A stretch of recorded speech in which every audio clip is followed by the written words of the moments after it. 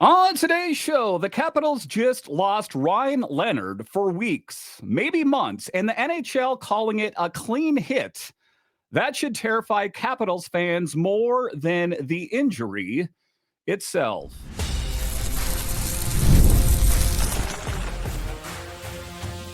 Your Locked On Capitals, your daily podcast on the Washington Capitals.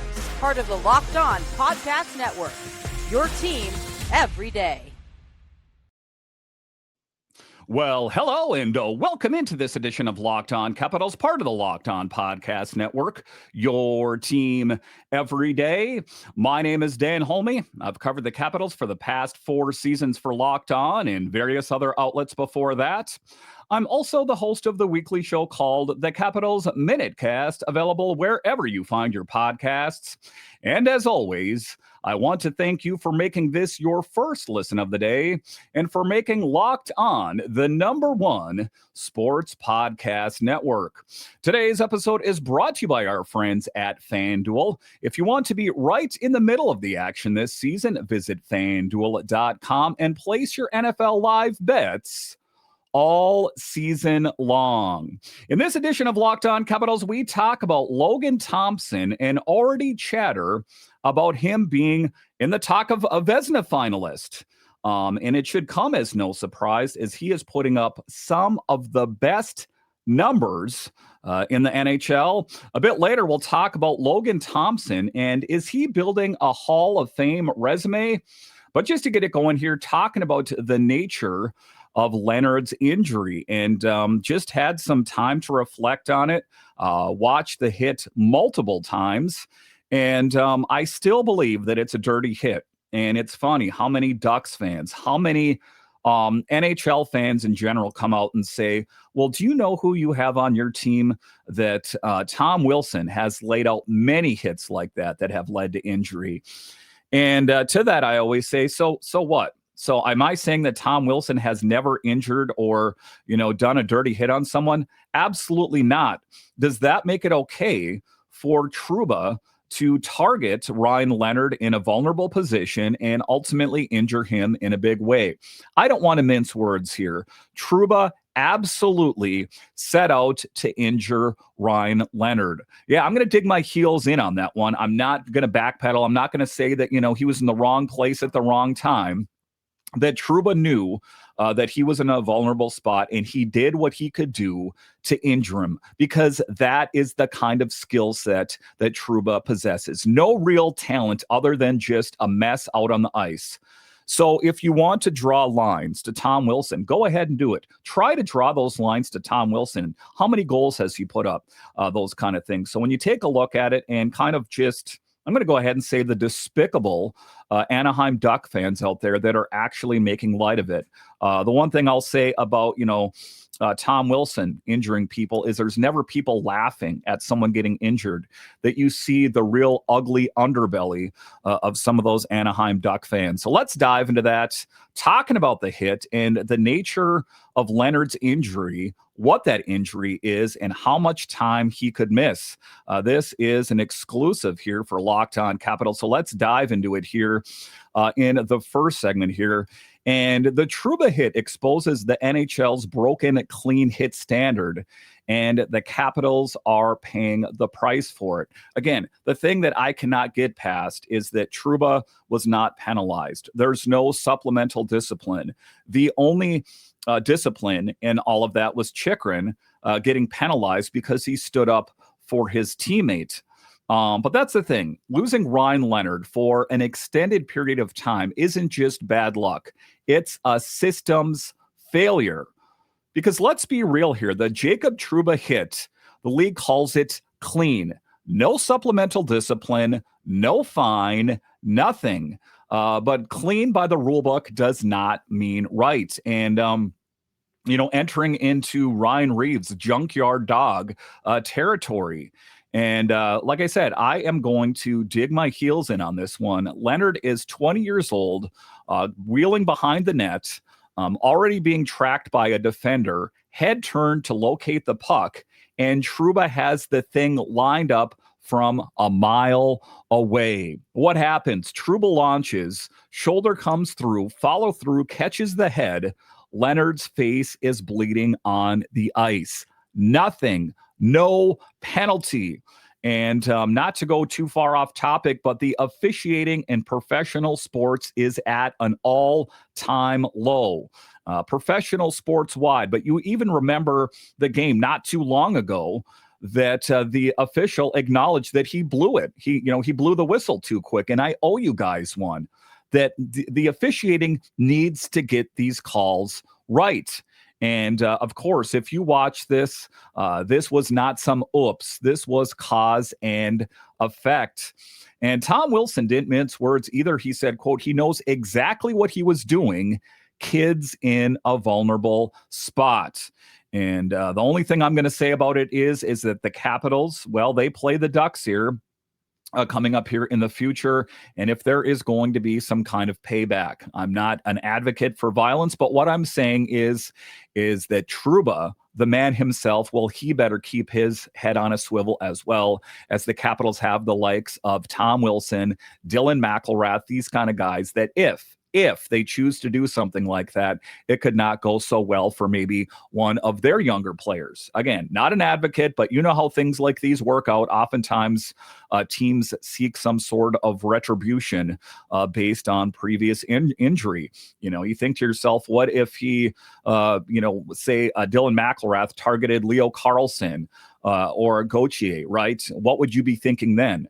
So this isn't some kind of fringe player talking. That's Tom Wilson, a guy who hasn't been suspended for head contact in over 4 years. So, if you want to draw lines to Tom Wilson in that he's that same kind of player, he has not been suspended for head contact in over 4 years. Again, this is just me talking. I'm not an advocate for violence, but you know how these things play out. And you know what kind of player Tom Wilson is. You know what kind of player Dylan McIlrath is. That, to everyone in Ducks fandom out there, if you want to say he should have kept his head on a swivel, the same goes for the Ducks as the Capitals play them coming up here in the future.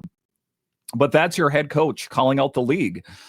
Spencer Carbery said, the head contact is key. It looks old school to me, like hunting a player that's in a vulnerable spot. And that's Spencer Carbery saying it publicly, and that matters. And we've seen the video now. And Leonard is in a suit and left in an arm sling. So I did a thing here, and I reached out to a local medical professional, and I'm going to be, very candid here. Of course, I don't have Ryan Leonard's medicals, but I played the video, and then I played the outcome, and these are some possible causes or the nature of his injury.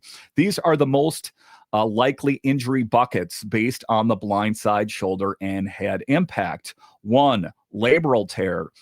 Shoulder cartilage injury. Typical timeline, 4 to 6 weeks missed. Full rehab window, 3 to 12 months, depending on severity, and could be less just based on the fact that Leonard is a younger man.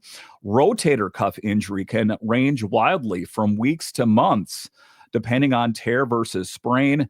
Clavicle, the collarbone injury, typical recovery, 6 weeks minimum. And again, this isn't a diagnosis. This is reality based on impact type and visibility aftermath. So take it for what it is. I know that it did appear that his head was targeted and that there was blood coming from his mouth, but or his face area there. That I don't think that was the major thing there. I think that just based on the sling and what we saw, that it is a possibility that it could be the labral tear, rotator cuff injury, and clavicle. Again, that is based on the viewing of a local medical professional that I know here. So that's what we know right now. And it could, if it's one of those things, we could be missing him for, weeks or months. And we've been down this road. And I know it's not an apples for apples comparison, but Pierre-Luc Dubois initially was said to miss just a small amount of time. That now look at where he's at. So that's not day-to-day. That's not maintenance. That's legitimate damage. Placed on the IR, 18 points in 29 games 7 goals, 11 assists. That matters. That Ryan Leonard was just, finally kicking it into gear, finding his way, his confidence, his swagger, putting up multiple points against San Jose there. That, definitely not optimal timing. Not that there is ever a good time for this. And here's why I get opinionated. The whole keep your head on a swivel garbage, it's lazy thinking. There has to be responsibility on the hitter as well, not just the kid trying to make a play. Because the next time these two teams meet is January 5th in DC. Truba didn't answer Wilson's challenge. He declined the bell. Which tells me a couple things. Either Truba did, as a matter of fact, not want to fight Tom Wilson, or Joe Quenneville told him, hey, we can win this game. Don't take a stupid fighting penalty and be in the box. There will be memory. There will be receipts. And I think, that someone on the Ducks, it should be Truba, is going to have to answer the bell, however that manifests itself. Again, I want to underline, I don't advocate violence. Players getting injured. That's what puts players like this in the first place. But it's not in my control, guys, right? That Tom Wilson's going to do what he's going to do. Dylan McIlrath is going to do what intrinsically they're going to do, ostensibly. And that's what's going to happen. But you got to understand that with every action, there is a reaction. And you got to think that, the injury to Ryan Leonard it's not going to go unchecked by the kind of players that are on the Capitals roster. It'll be really interesting to see how that whole thing plays out in January. All right, so coming up here after the break, we'll talk about Logan Thompson and already chatter about him being a finalist in the Vezina. I'll discuss straight ahead.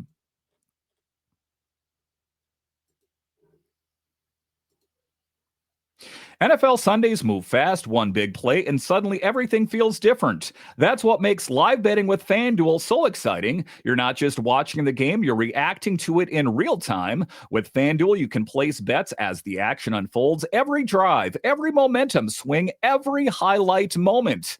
Live betting is best when the game starts to shift, a receiver gets hot, a defense tightens up, or the momentum flips after a turnover.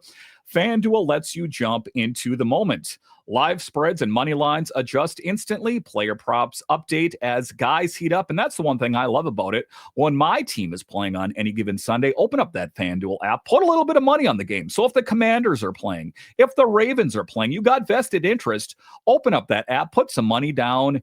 All of a sudden, those games get that much more exciting. So if you want to be right in the middle of the action this season, visit FanDuel.com and place NFL live bets all season long. FanDuel, the game moves fast, and so can you. All right, welcome back into this edition of Locked On Capitals, part of the Locked On Podcast Network, your team every day. I want to thank all of you for making Locked On the #1 sports podcast network. And thank you for making Locked On Capitals your first listen of the day.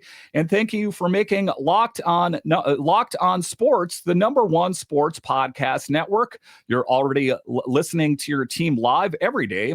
Now take it to the next level and go ad-free. Join the Everydayer Club today and get Locked On Capitals news with no interruptions, members only Discord access, and more for just $5 a month or $50 a year. Follow the link in the show description or the show notes for more information. All right, welcome back into this edition of Locked On Capitals, part of the Locked On Podcast Network, your team every day. In segment number 2 here, we're talking about Thompson and the kind of season that he has put up already, that there's already chatter in the air, in the ether out there about him being in the talk for a Vezina winner. And, it's funny that he came from the Golden Knights where he did well. And some people, speculated what kind of goalie will he be on a team where he is the #1 netminder. And to start it all off, when he first came to the Capitals, it was Charlie Lindgren, it was Logan Thompson, right? And who was going to be the #1 and how they split the workload last year and how he was in the talk of being a finalist for the Vezina last season. As it turns out, wasn't the case, but this season, really early here after the quarter marker of the season and the chatter surrounding Thompson and the season that he has put up thus far is intensifying. Because you saw it most recently here, if you want, in a league of what have you done for me lately against the Blue Jackets, that was a goalie clinic, not just by Thompson, but Jet Greaves as well.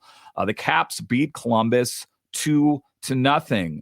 But like I said, the story wasn't the goal scored. As we know, it was Chychrun and an empty netter by Protas. It was Logan Thompson and Jet Greaves just totally dialed in. Both of those netminders absolutely ridiculous. Thompson, 39 of 39, first shutout of the season. But Greaves, no slouch either, saving 36 of 37. Or, excuse me, he allowed 2 goals in that game. So when you take a look at it, I have to restate that. That was an empty netter. So, yes, my initial notes here, 36 of 37. And Spencer Carbery said it best, quote, their guy was really good, but our guy was much better. There was some 4-letter words that I have to remove as this is a family show. But basically, Spencer Carbery speaking enthusiastically saying our guy was great. All right, and their guy was good as well, but ultimately Logan Thompson was even better. And of course, it kind of takes the punch out of it, but you'll have to forgive me as it was 4-letter words in there. But that quote, spoken of in its actual context, that's real energy. And, it's not just Spencer Carbery saying about that our guy was really great. It's also the players themselves that made note of it. Alexei Protas didn't hesitate. He said, Logan Thompson, the man out there, kept us in the game. That was his whole answer when asked what made the difference. And here's the context. The Caps were exhausted. 4 games in 6 nights, cross-country trip, barely even had time to breathe. And they found a way to get it done. And like I said, in yesterday's show, kind of a slow-moving affair, that it was Chychrun, the only player on either team to find the back of the net within the first 40 minutes of the game. And then, of course, you have Protas scoring that empty netter. But, Jacob Chychrun, the guy that scores off that sweet feed from Tom Wilson, said, quote, I couldn't believe waking up this morning we were going again tonight, unquote. That it has been a tough onslaught that this team has had to face. And all things considered, a very successful road trip and put the Capitals in the good spot. The only place in that road trip that they lost some points was the shootout versus Anaheim. And things were going very well. But you take a look at Thompson, goes out there and slams the door. That you got players like Chychrun kind of talking about how are we doing this yet again? And you had Tom Wilson and other players mentioning how gassed or tired they were after that road trip. That a guy like Thompson goes out there and slams the door and makes it that much easier for the players that are tired. And that's the big thing here, because you take a look at it, wins are wins, right? That you take a look at the final score, the Capitals picking up the big win, that Jet Greaves, like Spencer Carbery said, was good, but our guy, Logan Thompson, was that much better. But, in a game that didn't have a lot of offense other than that Chychrun goal and the Protas empty netter, that is what is reassuring when you have a true brick wall, a backstop in net, like Logan Thompson. And it was a mutual admiration society, I guess you could say, as Thompson gave Greaves his flowers as well. He said, quote, he was unbelievable. Really happy for him. That at the end of the day, the Blue Jackets did not get their win, but still an outstanding performance by Jet Greaves in net as well. But, a very mature thing for Thompson to go out there and say that. That's that vet energy. This was Thompson announcing himself that this stretch, this version of the Capitals, they aren't surviving. They're being carried in net. And, to be an accurate assessor, Charlie Lindgren has been good for the Capitals for the most part when needed. There was a bit of a bumpy stretch earlier in the season, but all things considered, Logan Thompson is the guy, the number one this season. There should really be no question when I talk about it, but definitely cemented himself in there. And now with Charlie Lindgren injured for a bit here, it'll be an opportunity to potentially see Clay Stevenson. But, the thing of it is, like I say, when you got a guy like Logan Thompson in net, that oftentimes I don't think there is the tendency to want to reach for the backup netminder. He ultimately puts the Capitals in a good spot. All right, so coming up here after the break, we'll talk about Logan Thompson and how he is quietly building a Hall of Fame resume. How's he getting it done? I'll discuss next.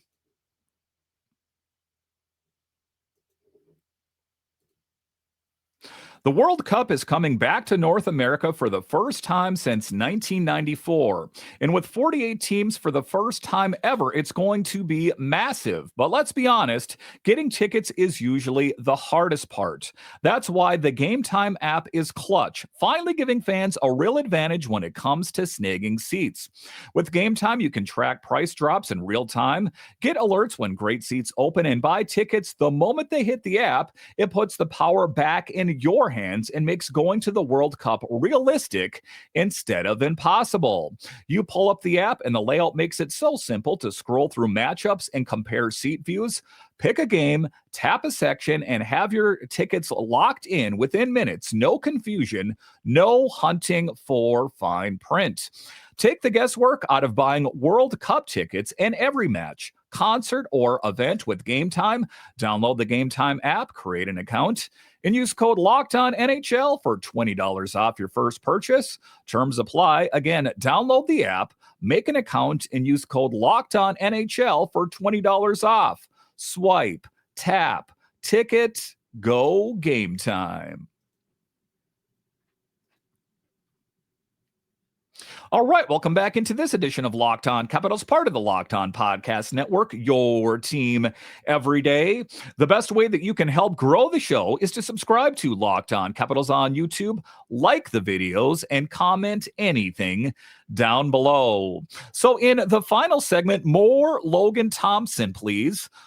That is what I'm going to talk about in the final segment. We're talking about in the second segment how there's already chatter amongst some of the greatest insiders of Logan Thompson being in the talk of the Vezina.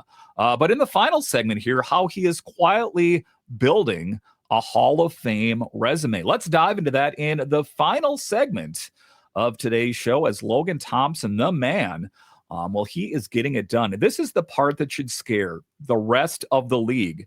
Logan Thompson hits 100 NHL wins in 167 games. And let me say that again, 100 wins in 167 games. That ties him with names like Ilya Samsonov and puts him on a list with actual legends. And there is quite a list of some greats in there. You see Dryden, Esposito, Sawchuk, these kind of guys that quietly Logan Thompson is putting himself in some elite company. 8 of the guys above him, Hockey Hall of Famers. Before DC, he was doing this with the Golden Knights as well. 56 wins in 103 games there. Now he's 144 and 19 career.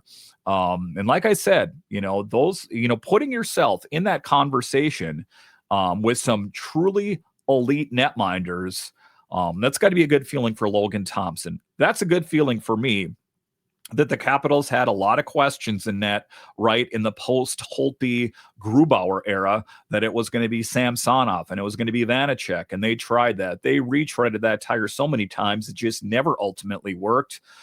Then they did the thing. They brought in a Stanley Cup winner in Darcy Kemper, which was kind of a round peg in a square hole, if you will. Didn't work, and ultimately trade him out to the Kings.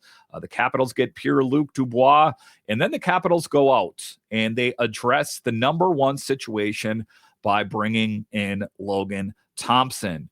and a guy that had a bit of a chip on his shoulder that, oftentimes the Golden Knights, they said that, the goaltenders, they get too much credit. It's ultimately the defense in front that's getting it done.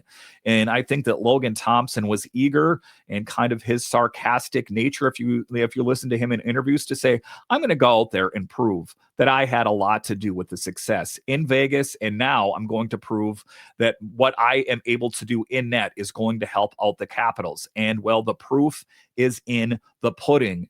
As I say, one of the best in the NHL. And even looking here last year, big picture, played very well, kind of faltered a little bit towards the latter part of the season. But big picture has been an absolute godsend in net for the Capitals. And now, early season Vezina frontrunner. And no one outside DC is screaming it loud enough. The thing of it is, why? He's not flashy. He's not loud. He just wins. And why is it so successful? Because Spencer Carbery's system is built for him. And this combo right now, the defense tightening, the PK improving, and goaltending stealing games, as was evident in the most recent game here against the Blue Jackets. That's how playoff teams are built. That's how dangerous teams are built. And the fact that he got a milestone in a shutout against, I'm going to say a desperate Columbus team, that's kind of a poetic thing that we witnessed out there. And, to be clear here, Columbus having a better season than many people had thought. Dean Evison, former Capitals assistant, got that team dialed in. A lot of coaches have come and gone through Columbus, right? And, then they've struggled. That Columbus, for a season plus was pretty deplorable, just a really horrible team that I think that, talking about Dean Evison and Columbus got them on the right track, but desperate, that the Metro, despite the Capitals sitting atop of the Metro, is still very tight. The Capitals, say they went on a losing streak, say Columbus went on a winning streak, or, a lot of other teams, the Penguins, the Islanders, these kind of teams, that it could make it a very interesting Metro.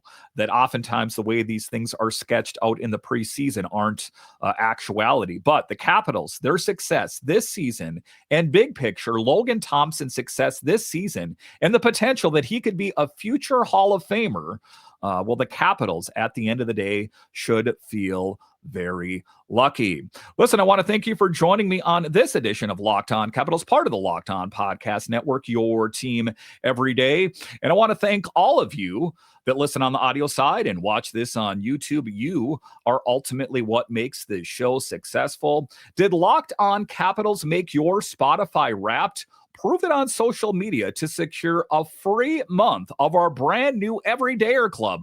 Just tag our national Locked On Podcast Network account on any social platform, and we'll drop you a code.